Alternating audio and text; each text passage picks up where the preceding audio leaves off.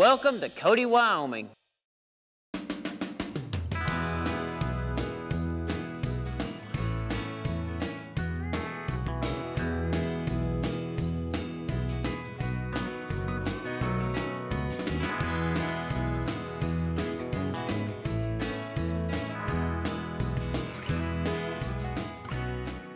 The Buffalo Bill Center of the West is a marvelous institution, and it gets better every year. It has extraordinarily rich collections in many areas. It doesn't necessarily have the biggest collection of Western artifacts in the country or the biggest collection of Western art in the country, but it's a place where all of the disciplines that we associate with the study of the American West, the study of ethnology and anthropology in the Plains Indian Museum, firearms and technology, Western history, Buffalo Bill, myth as well as history, art, where the books, the literary West, where those all come together. For a lot of scholars, as well as for just travelers, has made it the place to start in considering the American West.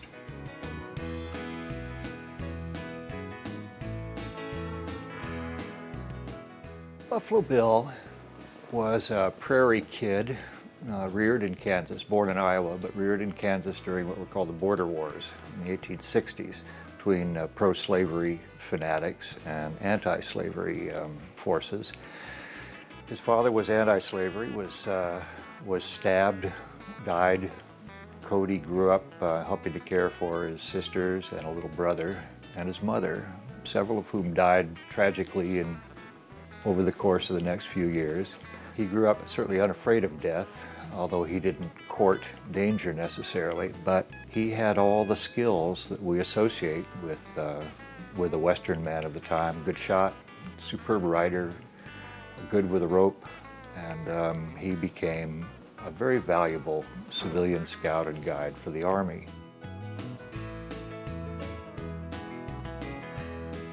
During his time guiding for the Army, he was sort of discovered by a dime novelist named Ned Buntline, who wrote a story really about Wild Bill Hickok, but Buntline liked the name Buffalo Bill better than he liked Wild Bill. So Buffalo Bill became sort of a press sensation in 1868. And by 1871, 1872, Buntline had talked him and a pal of his, Texas Jack Omohundro, into going to Chicago and appearing on the stage. They thought that sounded like an easy way to make money over the winter when things are pretty quiet on the plains. They just never looked back. Buffalo Bill formed his own acting troupe called A Combination the next year, and he and Texas Jack, in fact, talked Wild Bill Hickok into joining them. Wild Bill went back to the plains by the end of the year, but Cody kept going. He became sort of a matinee idol. But then the magic happened. In 1876, during the Great Sioux War, which of course is best known for Custer's debacle at the Little Bighorn, Buffalo Bill was requested to rejoin the 5th Cavalry as a civilian scout and guide. Within a couple of weeks, had headed north to cut off a large contingent of Cheyennes who were heading from Fort Robinson and the Red Cloud Agency down south, thinking that they could join up with the Sioux who had been victorious at Little Bighorn. Cody, in a highly theatrical and crazy move, intercepted a small group of the Cheyenne warriors and in front of everybody managed to shoot and kill a fellow named Yellowhair and scalp him and hold up the scalp and shout, "First scalp for Custer," as the 5th Cavalry thundered by. And from that moment, he became sort of a legend in his own time. He became a mythic character just like that overnight because the newspapers reported it, this matinee idol who had actually gone out and done the things that he was doing on stage. So everything he did in show business from that time on became real to his audiences.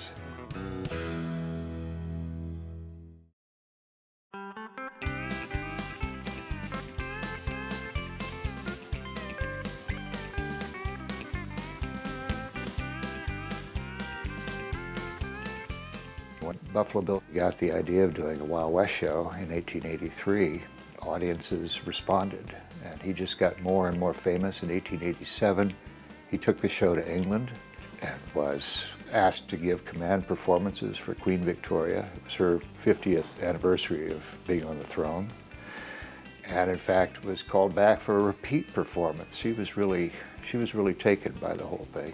It was the first time the American flag had ever been saluted by a British monarch since the Revolution, of course.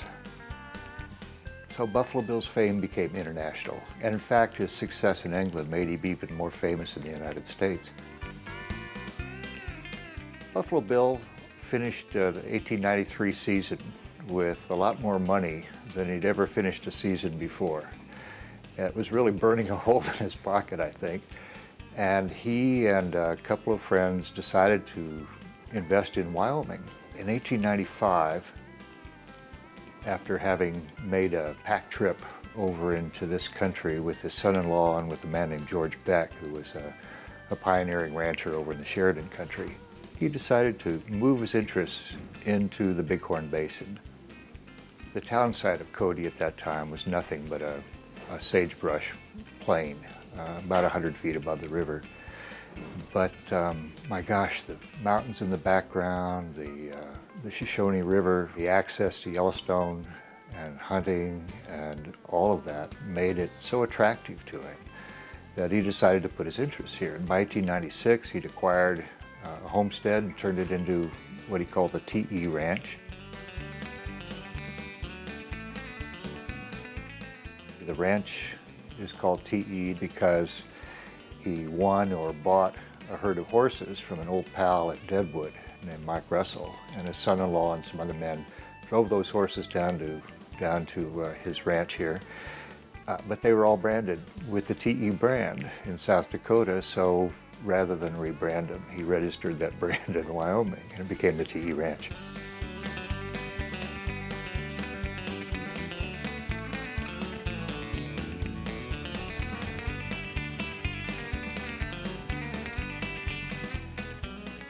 Cody town site had several names before it landed with the name Cody. There were some real doozies. One was Richland, one was Shoshone, but luckily for us there was already Shoshone Junction south of here. And finally, I don't know if it was his suggestion or somebody else's, but they stuck the name Cody on this little town and thereby ensured that people around the world would hear of it. By the turn of the century, he was one of the 2 or 3 most famous Americans, at least, in the world. And a letter addressed simply to Buffalo Bill, America, would reach him wherever he happened to be. That kind of fame, of course, translated into marketing. And when he settled the Bighorn Basin, his Wild West show became the best advertiser for northern Wyoming. The only thing that would disappoint Buffalo Bill is he thought when he started this place that it was going to become like Denver, a big, big hub.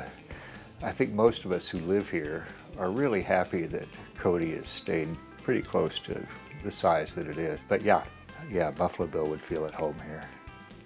He'd find it pretty familiar still.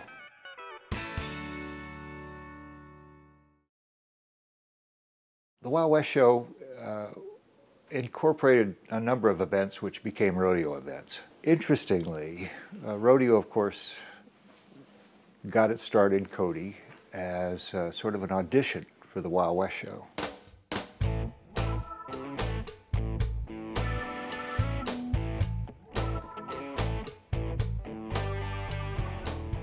My name is Tim Dietrich from Shingle Springs, California, 20 years old, and I'm here in Cody to become a better saddle bronc rider. I grew up with horses. Dad, as a hobby, had them, threw me on them. got kind of tired of just the trail riding in circles and doing that. I liked, working with them and accomplishing, getting things done with them.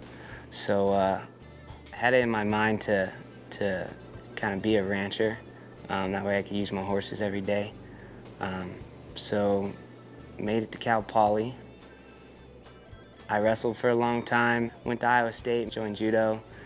Come out to Cal Poly, they didn't have judo teams, so I figured, well, what's next, Heard about their rodeo team. Always knew they had a pretty good team, so I figured I'd join.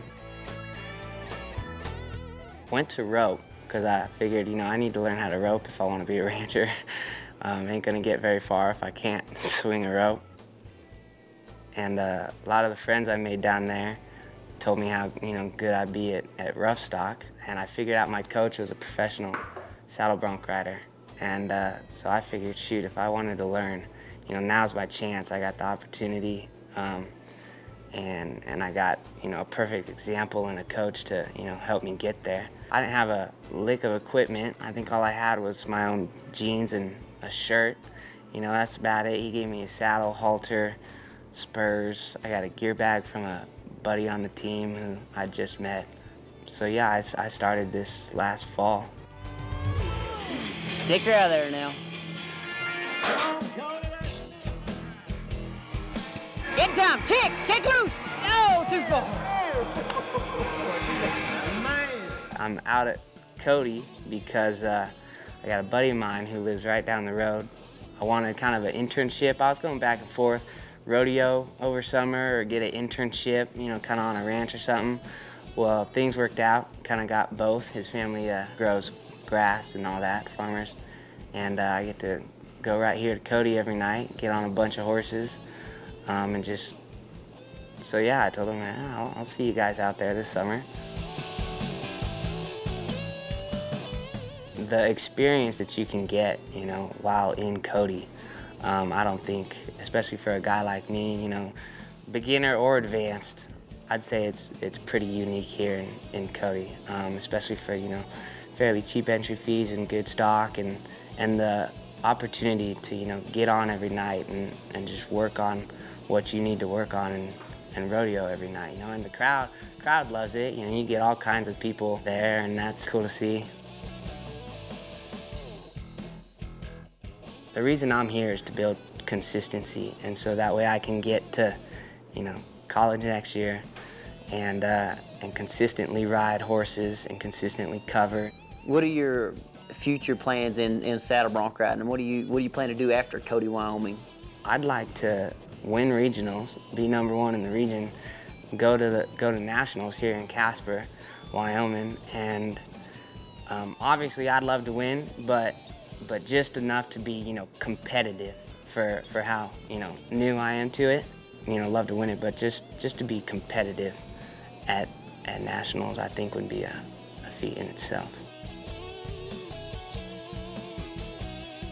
The guy that I'd like to, follow in his footsteps would be my coach, Ben Londo. Just because all he's done for me, just so, selfless and just, here you go, bud. I'd never even met the guy.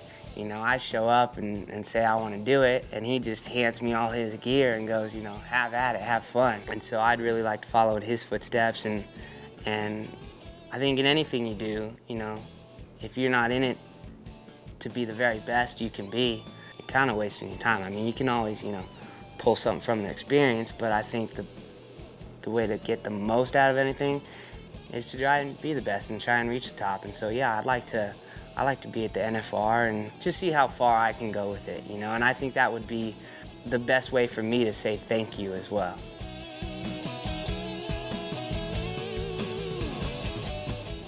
That's the mark the beats. Here's the man trying to change that. Back at you, number 3, let's do it. Sit down, keep going, go ahead!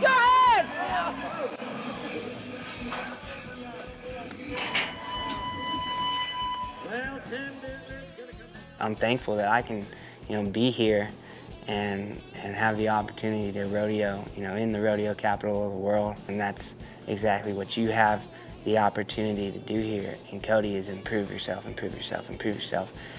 every day.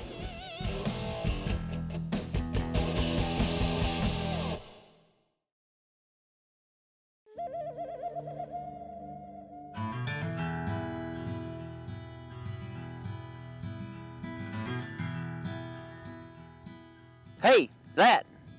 Cord McCoy, good to meet you, man. It's Lat Durrance here with Huskamaw Optics, and we're still out here at Monster Lake Ranch, just pretty much getting the full experience. And I know you guys come out here and do some long-range shooting. Can you show us a little bit of today? Sure, there's lots of good stuff to do here at Monster Lake Ranch in beautiful Cody, Wyoming. One of the amenities here is Dan's got it set up for long-range shooting, engage some targets out there at long range. This is a rifle we build with Huskamaw Optics. This is our optics company. We've got targets out here between 500 and 1,100 yards. Just set you down, do a little bit of shooting, see if we can get you on it, man. Where's my earplug? Let's go. Let's do it. Let's go hot. We need to know our range because we're going to dial our Huskamaw scope to the exact yardage. Do you have to check the wind or something too? We're going to do that too with a wind meter. So, and I'm looking at that target, and you tell me that we're 500 yards out, and we do a 5 mile-an-hour wind. How far am I going? It'll tell you. When you dial to 500 yards, okay. That little number right there, 2, that's telling you to hold 2 minutes. That's just 2 lines in the scope. I'm thinking 2 to the right. Yes, sir, from the right. 2 minutes, 2 lines.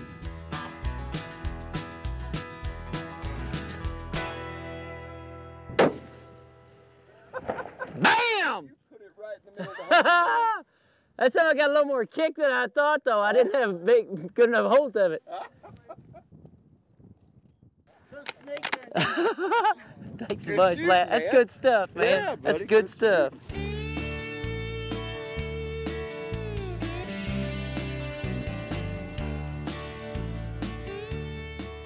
Well, I definitely appreciate you guys coming out, and I always love to be back in Cody, Wyoming. You can see your intense and your enthusiasm of your sport and what you do in your career just showing up. So I appreciate you guys coming out today. It's pretty neat that we get to video all your rides. Watch some of you guys last night. You get bucked off at 6 seconds, but sometimes that problem starts right out of the box. If they get you set back, get you set down, you make the mistake early and you fight for it and you don't come off until later. But if you would correct that first jump, would help you all the way to the end. And then sometimes you go 6 seconds, you start clamping up, start waiting on the whistle, and you change your style instead of going with the flow. My thoughts? Let's watch some bull riding. One of the first things that you see is shoot procedure. Get to where you need to be, get your arm in front of you to where you follow that bull out of there is the first thing I see right off the bat before the video even starts. This is White right here, into his hand on delivery. Got his shoulder pointed forward, ready to go right there. I watch this bull too.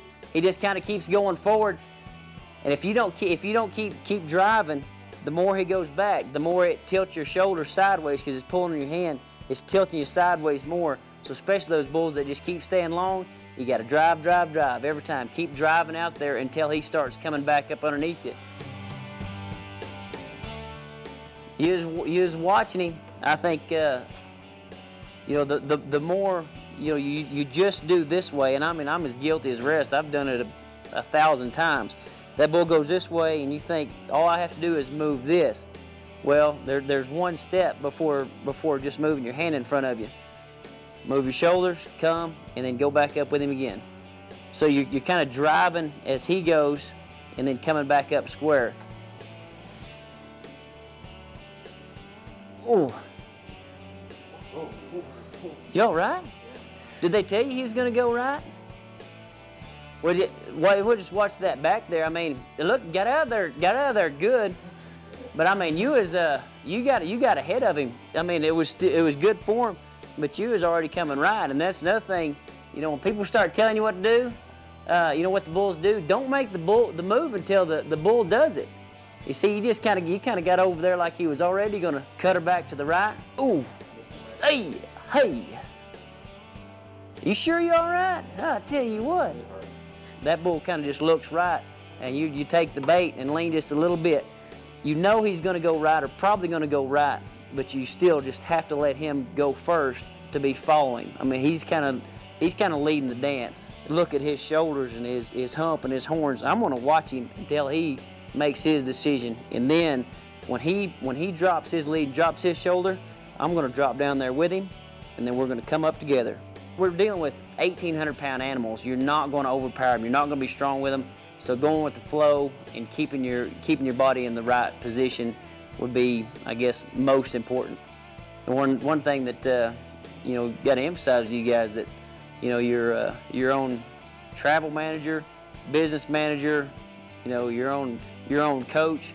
So you know, you got to take care of yourself on the road, in the chutes, and in the arena, because you know, nobody else is looking out for you. A lot of that stuff, you got to get in there and get your best shot.